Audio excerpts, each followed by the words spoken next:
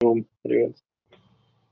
महाराज जी, काफी दिनों से मन बड़ा चिंतित सा था और इस चीज को देखते हुए व्याकुल सा था कि इस भागदौड़ की जिंदगी में कैसे सही रहेगा कि हम अपने एक सही मार्ग पे जाएं। तो उसके लिए हम थोड़ा सा चाहते थे कि आपसे आपके थ्रू एक अच्छा सा मार्गदर्शन हमें मिले, ताकि हमारा भविष्य उज्जवल हो और हम सही रास्ते पे चलें। हम्म, जीवन में सत्संग ही हमारा मार्गदर्शन करता है। और गुरुजनों का जो सत्संग होता है वो समय समय पर सुनते रहना चाहिए। अलग अलग प्रकार की उनमें बातें आती हैं। गुरुजन जब बोलते हैं तो उसमें अलग अलग प्रकार से अनेकों कथा से कहानी से आपका मार्गदर्शन करते हैं। तो और जो आज्ञा गुरुजन करते हैं वही उनकी सेवा होती है। हम सोचते हैं कि क्या सेवा करें, और या मार्गदर्शन की जो बात आई, ये जो आज्ञा करते हैं वही उनका मार्गदर्शन है और वही उनकी सेवा है। जब गुरुजन कुछ आज्ञा करें तो समझ लीजिए कि उस आज्ञा का हमें पालन करना है। तो उससे हमारा जीवन जो है वो सुखमय हो जाता है। बहुत बार हम कहते हैं आज्ञा सम नहीं साहिब सेवा। आज्ञा के समान कोई सेवा नहीं है। आज्ञा ही, गुरु ने जो आज्ञा की, संतजन जो आज्ञा करते हैं। पथिक जी महाराज कहते थे ना, गुरुजन जो कुछ बतलाते हैं, गुरुजन जो कुछ बतलाते हैं, तुम उसे बुलाओगे कब तक। बोले गुरुजन जो समझा रहे हैं तुम उस पर ध्यान दो, उसे बुलाओगे कब तक। और गुरु की आज्ञा मानकर उनके दिशा निर्देश से चलकर जीवन सफल हो जाता है। दुर्लभ वस्तु भी प्राप्त हो जाती है। एक बार एक महाराज से, महात्मा संत वृद्ध हो गए, सिद्ध संत थे, वृद्ध हो गए, जीवन भर भजन किया था, जीवन में कोई और दूसरी कोई जिज्ञासा उनकी थी नहीं, ना कोई बड़ा नेटवर्क बनाना, ना मुझे कोई बड़ा संत बनना, ना मुझे बहुत सारे आश्रम खोलने। ऐसा कुछ भी उनके जीवन में नहीं था। नहीं तो प्राय संतों में भी होड़ लग जाती है कि और आश्रम बनाएं, और आश्रम खोलें, और खोलें। हमें भी लोग वर्षों से कहते आते हैं, ये आश्रम चला लो, ये आश्रम खोल दो, ये कर दो। मैंने कहा भैया, मेरे प्रभु, हमें तो कोई छोटी मोटी कुटिया रहने को मिल गई, बस उतने में जीवन गुजारा हो जाएगा। हमें हमारे चिंतन में रहने दो, हमें हमारे भजन में रहने दो। हमारे चिंतन से छोड़ के हम अनेकों आश्रम खड़े करते चले जाएं। जगह जगह जमीनें दान में मिलती हैं महात्माओं को, उन जमीनों को लेकर हम आश्रम खड़े करते चले जाएं। एक बार एक उत्तरकाशी में जमीन हमें मिल रही थी, वहां हमने स्पष्ट मना कर दिया कि हमें ये नहीं चाहिए। बोले रहो, यहीं रहना होगा आपको। एक बार मध्य प्रदेश में एक मंदिर था बहुत बड़ा, तो वो कह रहे थे कोई ब्राह्मण संत हो और नैष्ठिक हो, ब्राह्मण संत हो और ब्रह्मचारी संत हो। तो ऐसे हमारे लिए कह रहे थे वो। हमने वहां भी मना किया, मध्य प्रदेश में। फिर नर्मदा किनारे की बात चली। फिर एक बार एक ऋषिकेश का कोई था, वो वहाँ ऋषिकेश में कोई गद्दी थी, उसके जिक्र चला तो हमने उसमें भी इंटरेस्ट नहीं दिखाया। ऐसे बहुत जगह ऐसे प्रसंग चले कि आप फिर गद्दी पर। और अभी से नहीं, 15 वर्षों से ये प्रकरण चल रहे हैं, लेकिन हम बिल्कुल डिफाइन है अभी भी। हमारे मन में लोगों के, तो जो हमसे लोग, कई लोग जुड़े होते हैं तो वो उनका, कई बार उनका मन ये हो सकता है आकर्षण से भरा हुआ कि हमारे गुरु महाराज के ये आश्रम हो, उनका नाम हो, ये हो। कई लोग हमें मिलते हैं, हम सोचते हैं कैसे बच्चों जैसी बातें करते हैं वो कहते हैं महाराज श्री आपका बड़ा आश्रम हो, बड़ा कुछ हो, आपको हजारों लोग सुने, इतने लोग करें। ठीक है, आपका भाव आपकी जगह अच्छा है, लेकिन आप अभी बच्चे हो। गुरु महाराज जब मैदान में आए थे तो आश्रमों को खड़ा करने नहीं आए थे। वर्षों तक तो हम यूं ही कभी गंगा घाट पे, कभी कहीं सोते ही रहे हैं। हमारा मुख्य उद्देश्य है जीवन को एक सार्थक तरीके से, एक भजनानंदी, अपनी धारणा, ध्यान, समाधि, ज्ञान, इन सब में जीवन को जीना। नहीं कि कोई नेटवर्किंग करना, कई लोग कहेंगे चलिए इससे मिलिए, उससे मिलिए, फलाना आया था, ये तो संसारियों के काम है। संतों के अंदर भी जब ये बातें आ जाती है नेटवर्किंग करने की, तो फिर उनका संतत्व नहीं बचता। जो संत अपने आत्मा, अपने आत्म स्वरूप से प्रभावित ना होके बाह्य देश काल परिस्थितियों से, वस्तु से, व्यक्ति से प्रभावित प्रभावित होकर इधर-उधर भटकता फिरता है, यानी अंदर की यात्रा करने की बजाय बाहर की यात्राएँ करता रहता है, उसका कल्याण फिर कैसे होगा? यानी उसके मन में भारी आकर्षण है, मैं तो इस महात्मा से मिल लूँ, ये बड़ा महात्मा है, इससे नेटवर्किंग कर लूँ, या ये बड़ा जो है राजनीति वाला बड़ा आदमी है, इससे नेटवर्किंग कर लूँ, ये यहाँ का सांसद है, ये यहाँ का मंत्री है। ये सब उनको ज़रूरत पड़ती है जिनको बड़ा-बड़ा अपना स्ट्रक्चर की इच्छा हो, उनके मन में बड़ा नेटवर्क करना हो, बड़ी यात्राएँ, बड़ा कुछ करना हो, उनको होगी ज़रूरत। हमें तो ऐसा कुछ नहीं। हमें तो चीज़ें हो रही हैं सहज भाव से, भजन किए जा रहे हैं। तुम्हीं में ये जीवन जिए जा रहा हूँ, जो कुछ दे रहे हो लिए जा रहा हूँ। तुम्हीं में ये जीवन जिए जा रहा हूँ। हमारे अंदर ऐसा नहीं है कि जीवन में कोई बड़ा लंबा चौड़ा तामझाम खड़ा करे। अरे भगवान का भजन होना चाहिए, वो ही काफ़ी है। तुम्हीं से चला करती प्राणों की धड़कन, तुम्हीं से सचेतन अहंकार तन मन, तुम्हीं से चला करती प्राणों की धड़कन, तुम्हीं से सचेतन अहंकार तन मन, तुम्हीं में ये दर्शन किए जा रहा हूँ, जो कुछ दे रहे हो लिए जा रहा हूँ। असत के सदा आश्रय हो तुम्ही सत। असत का आश्रय कभी असत नहीं हो सकता, सत यानी जो शाश्वत है उसी पे सारा मिथ्या जगत टिका हुआ है। असत के सदा आश्रय हो तुम्ही सत, तुम्ही में विषय विष, तुम्ही में है अमृत। सब कुछ उसी एक परब्रह्म परमात्मा में। पिलाते हो जो कुछ पिए जा रहा हूँ, पिलाते हो जो कुछ पिए जा रहा हूँ, जो कुछ दे रहे हो जिए जा रहा हूँ, तुम्हीं में ये जीवन जिए जा रहा हूँ। कोई लंबा चौड़ा चीजें हो जाए, नहीं हो नहीं होए हो जाए, किसी के संकल्प से कुछ हो रहा है, अपने कोई कर रहा है, ठीक है।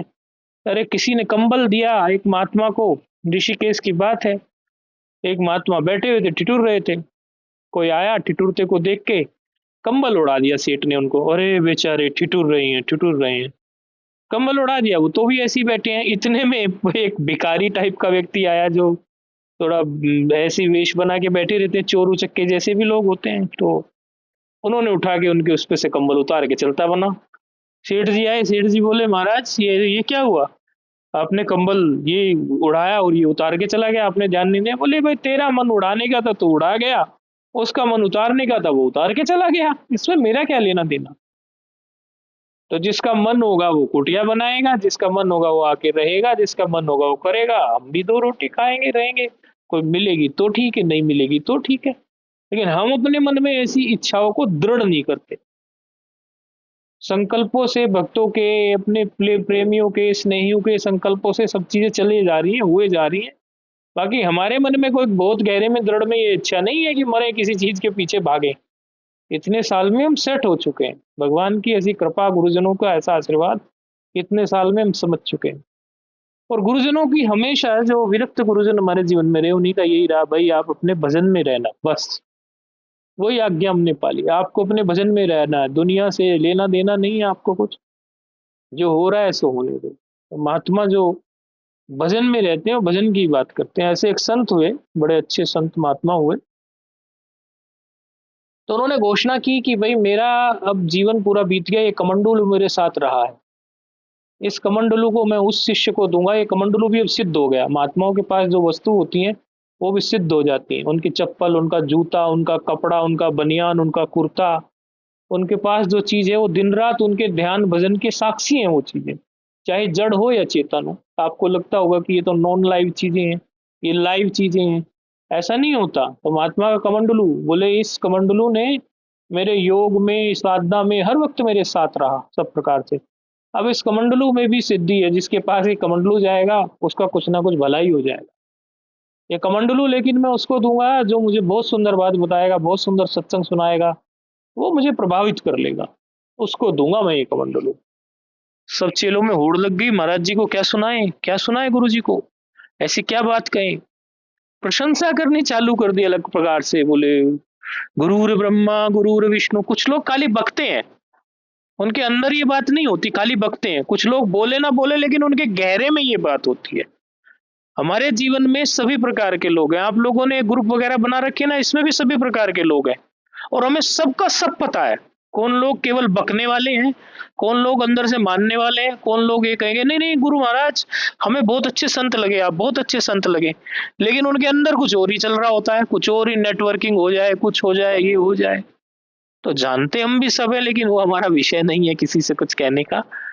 तो कई लोग कहते हैं केवल ऊपरी ऊपरी गुरुर ब्रह्मा गुरुर विष्णु गुरुर देवो महेश्वर, तो ऐसे चेले आए कई सारे, बोले गुरु जी तो ब्रह्मा है, विष्णु है, गुरु जी तो महेश है, ऐसा है वैसा है। अब गुरु जी सब जान रहे हैं कि अरे ऐसी कर रहे हैं प्रशंसा, कोई काम की बात नहीं कह रहे हैं। कोई कह रहे हैं मेरे गुरु महाराज तो साक्षात विष्णु जी हैं, कोई कह रहे हैं मेरे गुरु महाराज से मुझे ये ज्ञान प्राप्त हुआ। तमाम प्रकार की बातें अपने अपने ढंग की करते गए। गुरु जी कह रहे हैं ये सब कोई गहराई से आई हुई बातें नहीं है, ये सब ऊपरी तल की बातें हैं।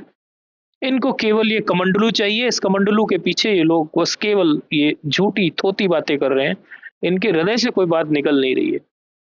थक गए चेले, गुरुजी ने किसी को कमंडलू ही नहीं दिया, तो उनके चेले घूम रहे थे इधर उधर। देखा दूर जंगल में एक झोपड़ी बना के कोई संत बैठे हैं, उसके पास गए, बोले ओम नमो नारायण है महाराज, बोले ओम नमो नारायण, बैठ गए। और वृद्ध भी हो गए थे वो संत भी, और दाढ़ी बड़ी बड़ी थी और बैठे थे। और क्या कर रहे थे, उनको देखकर वो जो चेले थे चकित हो गए। वो संत चावल के, कई प्रकार के चावल को अलग अलग कर रहे हैं, उनसे कंकर अलग कर रहे, एक एक दाना अलग कर रहे, बिल्कुल अलग। बोले महाराज आप भी पुराने से संत लगते हो, वैसे तो हम भी फलाने फलाने गुरु के शिष्य हैं, लेकिन आप भी पुराने संत लगते हो, आप ये कर क्या रहे हो। बोले कर क्या रहे हो क्या, मेरे गुरु महाराज ने मुझे आज्ञा की थी, मैं तो उसका पालन कर रहा हूँ बस। मैं गुरु महाराज के पास ज्ञान के लिए गया था, गुरु महाराज ने कहा बेटा तेरे लिए तू बड़ा विवेकी है और तेरा और विवेक बढ़े, उसके लिए मैं तुझे आज्ञा देता हूँ, एक तुझे सीख देता हूँ, एक आज्ञा देता हूँ। वो तू करते रहेगा तो तेरा विवेक अपने आप बढ़ जाएगा और तेरे अंदर अपने आप ज्ञान का समावेश हो जाएगा। बोले क्या, बोले चावल दे दिए उसको पोटली भर के। बोले इन चावलों को, थोड़े थोड़े चावल रोज, तो चावल के दानों को इनमें अलग अलग करते रहना, अलग अलग तरीके से अलग अलग करते रहना। एक एक दाना अलग अलग करना बड़ा कठिन होता है, मतलब एक एक दाने को साइड करके, और वो इतने चावल थे। बोले बेटा इसी से तेरा विवेक बनेगा कि तू गलत चीज हटा रहा है, सही चीज रख रहा है, गलत हटा रहा है, सही रख रहा है, इसी से तेरा विवेक बनेगा। बोले उसी दिन से मैं किए जा रहा हूँ। बोले कितने दिन हो गए, बोले वर्षों बीत गए, मैं तो रोज करता हूँ, गुरु महाराज ने मुझे कहा है रोज करता हूँ, मेरे पास है इतने चावल। बोले भाई गजब है। बोले कौन है तेरे गुरु महाराज, बोला ऐसे ऐसे वो है। अच्छा उसे भी नहीं पता था ये हमारे गुरु जी का ही शिष्य है। अरे बोले वो गुरु महाराज ने तो भाई वो हमारे भी गुरु जी हैं, हमारी खोपड़ी फाड़ दी। बोले क्या हो गया भाई, ऐसा क्यों बोलता गुरु जी के लिए। बोले गुरु जी ने कहा था कमंडलू, आप भी अब तो हमारे गुरु भाई ही मिल गए। गुरु जी ने कहा था कमंडलू देंगे, ये कमंडलू उसको देंगे ये जो कोई बात ऐसी करेगा जिससे हम प्रभावित हों, जो कोई सत्संग की सुंदर बात कहे। बोले सबने अपना जो है सिर मार लिया और उन्होंने कोई ऐसी चीज नहीं सुनाई पड़ी जिससे वो प्रभावित हो जाए, उनको कोई ऐसी चीज लगी नहीं, ऐसी बात नहीं लगी। बोले तो मुझे क्यों बता रहे हो ये बात, बोले आप भी ट्राई कर लो। बोले मुझे तो ट्राई करना ही नहीं है, मुझे तो उन्हीं गुरु महाराज ने जो आज्ञा दी थी उस आज्ञा को मैं कर रहा हूं और उस आज्ञा से मेरा जीवन जो है चल रहा है सब ठीक। तो मुझे कमंडलू की इच्छा ही नहीं है कि मुझे कुछ सिद्धि प्राप्त हो या कमंडलू प्राप्त हो। मैं तो गुरुजी ने जो आज्ञा दी थी, आज्ञा सम नहीं साहिब सेवा, उसी को पकड़ के कर रहा हूँ दिन रात। अरे बोले तो आप चलो, कैसे भी चलो। वो खींचतान करके वहां गुरुजी के पास ले गया, खाली परीक्षा के लिए। उसे तो लग रहा था कि ये भी फेल हो जाएगा। वो वो चले गए वो संत। किसी ने कहा कि कोई संत आए हैं या क्या आए हैं, गुरुजी को संदेश भिजवाओ। बोले क्या संदेश भिजवाया उन्होंने? वो जो नए संत तुम कह रहे हो, वो संत मतलब क्या कहना चाह रहे हैं, क्या संदेश है उनका, तब मिलूंगा मैं उनसे। वो गुरुजी बोले, जो कमंडलू वाले गुरुजी थे, बोले जो नए संत आए हैं उन्हें भी ये नहीं पता था कि वो मेरा ही चेला है पुराना। बस ये कि कोई संत आए हैं नए और वो ऐसे करके। बोले संदेश तो ये है कि उन्होंने ये कहा कि गुरु और मैं कभी दूर थे ही नहीं, गुरु और मैं सदैव एक ही थे। और ईश्वरो गुरु रात्मेति मूर्ति भेद विभागने और व्योमवत व्याप्त देहाय दक्षिणामूर्ते नमः, ऐसी कुछ बात कहते उन्होंने। बोले ईश्वर गुरु और आत्मा ना कभी दूर होते हैं, ना उनकी कोई अलगाव होता है। गुरु और शिष्य की आत्मा तो एक ही होती है। व्यवहार के लिए शिष्य को गुरु के सामने दंडवत करना ही चाहिए, लेकिन गुरु और शिष्य दो होते ही नहीं, गुरु और शिष्य तो एक ही होते हैं, उनकी कभी कोई दूरी नहीं होती। तो जब गुरु और शिष्य की दूरी नहीं है, गुरु और शिष्य एक ही आत्म स्वरूप है, एक ही आकाश है, वही सब कुछ है, वही चित घन आत्मा, वही सब है, वही गुरु है, वही मैं हूँ। गुरु में और मुझ में कोई भेद नहीं है। व्यवहार दृष्टि से तो मैं उनका शिष्य हूँ, लेकिन सही कहूं अद्वैत दृष्टि से, जो हनुमान जी ने बात कही थी राम जी से, वही बात बोल दी उन्होंने। हनुमान जी ने यही कहा था। हनुमान जी को राम जी बोले, हनुमान जी को जब ज्ञान हुआ तो राम जी ने सोचा जरा पूछे तो सही, इनकी परीक्षा तो ले, इनका ज्ञान कैसा है। बोले हनुमान जी आप ये बताइए, अभी आप क्या सोचते हो मेरे बारे में, मैं कौन हूं? बोले भगवान व्यवहार दृष्टवा, यानी व्यवहार की दृष्टि से, व्यवहार दृष्टवा आप तो स्वामी है, मैं जो हूं दासो, हम मैं दास हूं। व्यवहार दृष्टि से आप तो स्वामी है, मतलब आप स्वामी है, और मैं जो हूं बोले दासो, मैं दास हूं आपका, ये है। बोले और बोले परमार्थ दृष्टवा, अर्थात यदि हम इसको परमार्थ दृष्टि से देखें तो जो आप है सो मैं हूं, आप और मैं भिन्न ही नहीं है, एक ही आत्मा है। और बिल्कुल अंदर से आवाज आ रही, तो यही उनके चेले ने बोल दी ये बात। अब ये संदेश जब लेके पहुंचे गुरुजी के पास, गुरुजी समझ गए कि ये तो मेरा वही चेला हो सकता है जिसको मैंने आज्ञा की थी इतने दिन से। उसी के अंदर से इतनी अनुभूति भरी आवाज निकल के आई है। ये खाली शब्द नहीं है, ये उसकी अनुभूति है, पता चल रहा है उसके बोलने से। अरे बोले लेके आओ उसको, कहाँ है कहाँ है? तो था तो वहीं आश्रम के बाहर तक तो आ ही गया था। बोले ये कमंडलू तेरा हुआ। बोले कमंडलू की मुझे चाह ही नहीं है गुरु महाराज, ये तो मुझे, ये आपके जो शिष्य हैं मेरे गुरु भाई, मैं तो जानता भी नहीं था इनका, बाद में आए, कहाँ थे मुझे नहीं पता। ये मुझे ले आए खींच कर कि गुरुजी ने कुछ संकल्प उठाया हुआ है, आप चलो चलो। मैं तो इसलिए आया गुरु महाराज, मैं कमंडलों का क्या करूंगा, जब मैं और आपको एक जान चुका हूं, जब उसी परब्रह्म परमात्मा को मैं अनुभूत कर चुका हूं, तत् और त्वम को जब मैं समझ चुका हूं कि तत् और त्वम जो है वो दो नहीं, वो एक ही है। यानी त्वम पद का अनुसंधान और तत्पद का अनुसंधान जहां होता है, उस तत्व और त्वम की जहां एकता होती है, ब्रह्मात्मिक बोध, आत्म साक्षात्कार, ब्रह्म साक्षात्कार, जब वही चीज प्राप्त है, तो गुरुदेव ये कमंडलू क्या, ये तो सिद्धि आएगी चली जाएंगी, जाने कितनी सिद्धि आई चली गई। बोले नहीं, लेकिन इसका अधिकारी तो तू ही है। तो कथा कहती है वो कमंडलू उन्होंने उन्हीं को दे दिया। तो देखो, एक आज्ञा मान के वो इतनी दूर गुरु से रह रहे थे, उन्हें पता भी नहीं, और आगे चल के गुरु की विरासत को उन्हीं ने संभाला। वो तो आज्ञा गुरु ने की थी उनको, तो बस रह रहे थे वो। तो गुरु को जो समझता है ठीक प्रकार से, वो पास रहे दूर रहे, या 2 फीट की दूरी पे रहे, या 100 फीट की दूरी पे, 2 किलोमीटर रहे, या 2000 किलोमीटर रहे, लेकिन जो गुरु के सिद्धांत को समझता है वही उनका पक्का चेला होता है। तो ये बात आप समझ लो कि जो गुरु आपको दिशा निर्देश करते हैं, कोई दीक्षा में, कोई मंत्र, कोई नियम आपको देते हैं, आप कहीं भी है, आपके गुरु जी से फिजिकल दूरी तो हो सकती है, लेकिन आप जब उनके नियम से, उनकी आज्ञा से चल रहे हो, उनकी आपकी दूरी नहीं, और आपका जीवन हमेशा ही कल्याणमय रहेगा। बस आज का यही आप लोगों के लिए मार्गदर्शन है। आज्ञा सम नहीं साहिब सेवा। नारायण।